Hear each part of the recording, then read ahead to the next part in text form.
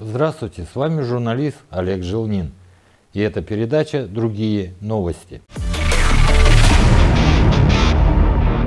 Уполномоченная по правам человека в Республике Саха-Якутия Сардана Гурьева посетила межрегиональную благотворительную общественную организацию «Линия жизни».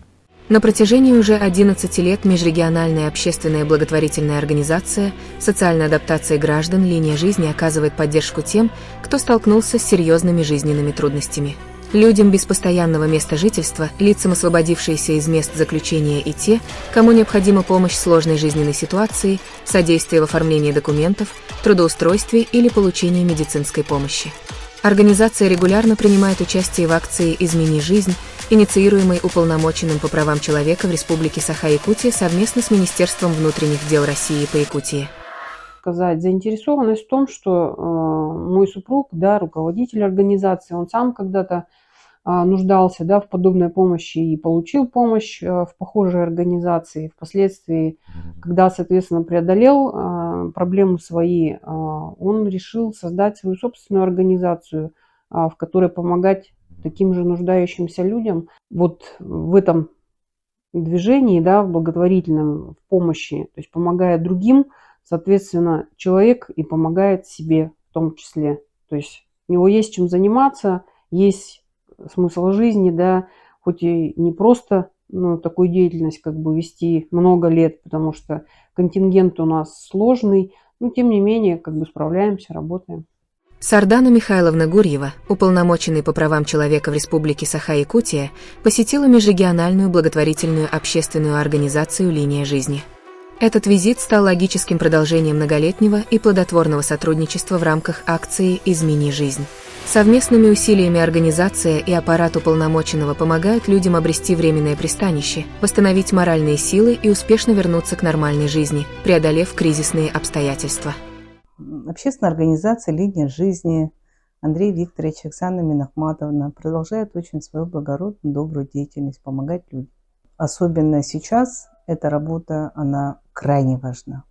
Когда мы начинали 8 лет тому назад, познакомились, общественная организация была буквально 3 года работы, за эти годы окрепли, оказана помощь более 1000 гражданам. Наши медицинские организации открыли свои двери. Организация «Линия жизни» стала обладателем множественных грантов, начиная от главы города и заканчивая грантами президента Российской Федерации. Это очень мощный опыт, который приобрела общественная организация, потому что на самом деле это, конечно, реальный механизм оказания помощи. Проекты были самые разные. Это и участие в нашей социальной благотворительной акции «Путь дома», которая сейчас называется «Измени жизнь», и вплоть до просто накормить голодных людей. Поэтому, конечно, благотворительность – это огромная сила. И мы очень благодарны нашим друзьям, нашим коллегам, нашим партнерам, команде «Линия жизни» Андрею Викторовичу, Оксане Минахматовне за такую реальную помощь и поддержку наших людей, которые нуждаются действительно в помощи. Для достижения этих целей «Линия жизни» реализует ряд проектов. Проект «Перезагрузка» направлен на ресоциализацию подопечных через индивидуальное наставничество. Он помогает решать конкретные проблемы, начиная от бытовых и юридических вопросов до содействия в поиске работы. В Центре социальной адаптации «Линия жизни» предоставляется временное проживание, трехразовое питание, сезонная одежда и обувь. Оказывается помощь в восстановлении утраченных документов, организуются медицинские осмотры, а также оказывается содействие в трудоустройстве и поиске временной занятости. Есть какое-то процентное соотношение людей, которые сами хотят, они желают начать новую жизнь, им нужно просто протянуть руку помощи вовремя. То есть они готовы сделать эти шаги навстречу новой жизни. Проект «Твой дом» предполагает персональные консультации со специалистом по социальной работе.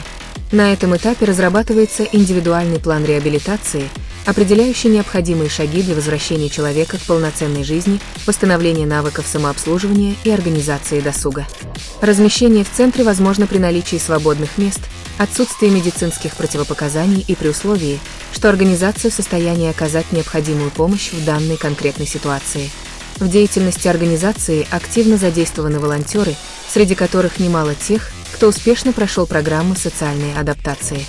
Не опускать руки, не думать, что мир не без добрых людей. Есть люди, которые тебе помогут. И самое главное, стараться не употреблять алкоголь и не возвращаться к старым плохим связям. Потому что это притянет, как говорится, в могилу. Вот самое главное. И не терять надежду и веру, что все будет хорошо.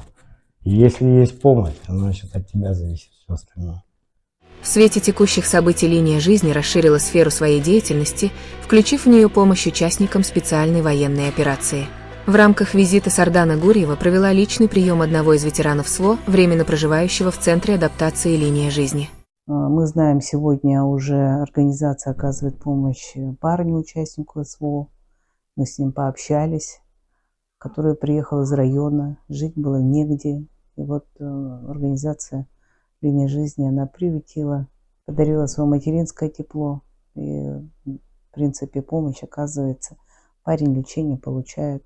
Тоже будем помогать по мере сил со стороны нашего правозащитного института. То есть с точки зрения интегрирования в систему социальной реабилитации участников специальной военной операции, которые прибыли, то есть ветеранов боевых действий, мне кажется, опыт линии жизни был бы и в этом направлении полезен. На мой взгляд, надо вот в системе социальной реабилитации очень мощно предусмотреть участие социально ориентированных НКО, и тогда и государство будет, с одной стороны, обязано оказывать помощь этим НКО. Кроме того, руководство организации акцентировало внимание на проблеме благоустройства подъездных путей к приюту. В настоящее время эти расходы ложатся на плечи некоммерческой организации, что отвлекает значительные средства от основной деятельности по оказанию помощи нуждающимся. Вопрос взят в работу. Я вижу перспективу развития «Линии жизни» как мощного центра НКО, по аналогии центра «Ночлег». Это очень мощная некоммерческая организация в городе Санкт-Петербурге, которая тоже имеет не одну десятилетнюю историю оказания помощи людям. И Оксана Минахматовна с Андреем Викторовичем были в этой организации. Поэтому, мне кажется, их модель и их опыт тоже был бы применен у нас на территории нашей республики. Общественная организация «Линия жизни» является активным помощником в акции «Измени жизнь» уполномоченного по правам человека в Якутии, которая состоится в октябре этого года. Исторический парк «Россия. Моя история» является главной мультимедийной площадкой по изучению истории России. Ее посетил герой СВО, доброволец Югослав Деян Берич.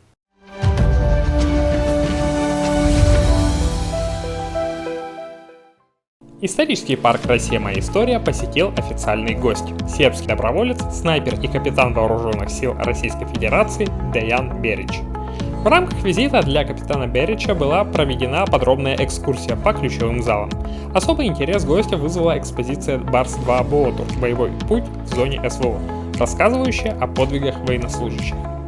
Также почетный гость ознакомился с выставкой «Единством сильны», которая подробно раскрывает богатую культуру, быт и традиции коренных народов Севера. Профессиональный интерес и особое внимание Деян Берич уделил специализированной выставке трофейной бронетехники НАТО, представленной на территории парка. Я вообще первый раз в таком парке, и мне очень понравилось. Вот прям понравилось, захотелось на каждую таблу посмотреть и все, что как. Я люблю историю Якутии. Мне кажется, я смотрел все возможные документальные фильмы, которые есть о Якутии. Про Якутию сколько история большая и богата, так что много чего интересного есть. История мамут и все. Исторический парк приглашает жителей и гостей столицы посетить данные экспозиции. Ждем вас! Я считаю, что одним из самых привлекательных и красивых мультимедийных парков в Якутии это исторический парк «Россия. Моя история». Давайте посмотрим, что он нам предлагает. Выставка 150 артистов Союза театральных деятелей. 150 лет русского театра – целая эпоха на одной сцене. Погрузитесь в захватывающее путешествие сквозь время и сцену на масштабной экспозиции, посвященной 150-летию Союза театральных деятелей Российской Федерации.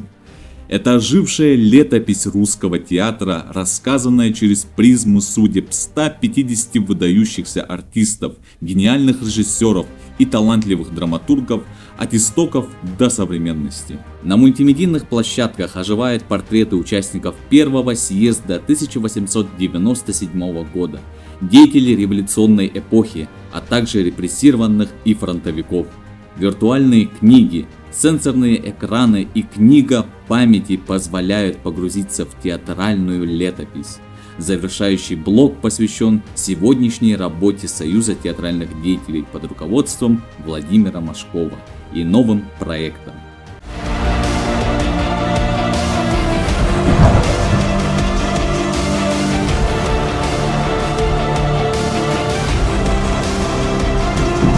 Здесь вы можете познакомиться с историей первой российской династии князей и царей.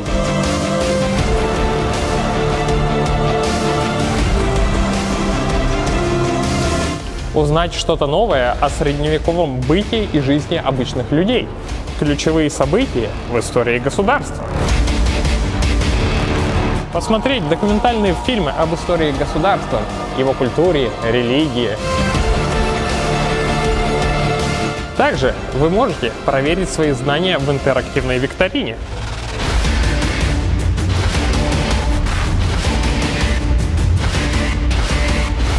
Вы узнаете много интересного, посетив нашу выставку.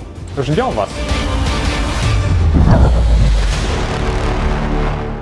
Экспозиция, приуроченная ко Дню Республики Саха-Якутия, Году единства народов России и Году культуры в регионе, открывает перед зрителями богатое этнокультурное многообразие Якутии. Путешествуя по залам, посетители ознакомятся с глубокой историей, самобытными традициями, старинными обрядами, красивым фольклором и повседневной жизнью якутов, русских, эвенов, эвенков, юкагиров, чукчей и толган. Приходите, ждем вас! С вами был журналист Олег Желнин и передача «Другие новости».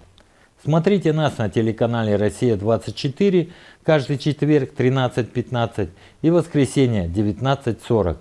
И в социальных сетях через сайт округ.тв. И там же вы узнаете адрес, куда обращаться. До скорой встречи!